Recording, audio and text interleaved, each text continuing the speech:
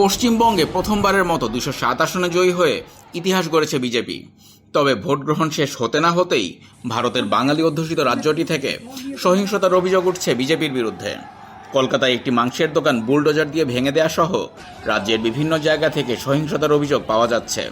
বুধবার ভারতের একাধিক গণমাধ্যমে এসব সহিংসতার চিত্র ফুটে উঠেছে। এছাড়া তৃণমূল কংগ্রেস থেকে অভিযোগ এসেছে, জেলায় জেলায় তাদের একের পর এক অফিস দখল ও ভাঙচুর করা হচ্ছে।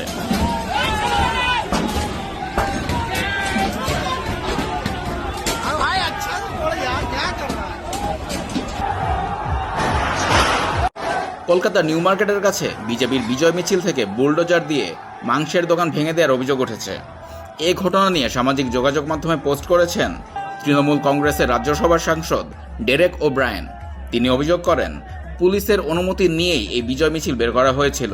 তবে ডেরেকের এসব অভিযোগ উড়িয়ে দিয়েছে পুলিশ।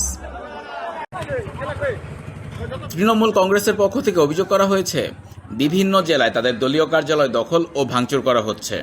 জগৎবল্লভপুরে দলীয় কার্যালয়ে অগ্নিসংযোগের একটি ভিডিও শেয়ার করে উদ্বেগ প্রকাশ করেছেন তৃণমূলের এক পার্লামেন্ট সদস্য।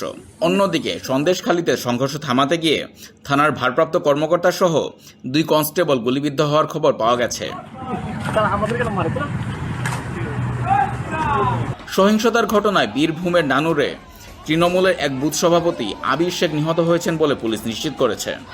এছাড়া বেলেঘাটা, নিউ টাউন এবং উদয়নারায়ণপুরেও রাজনৈতিক কর্মীদের মৃত্যুর অভিযোগ পাওয়া গেছে।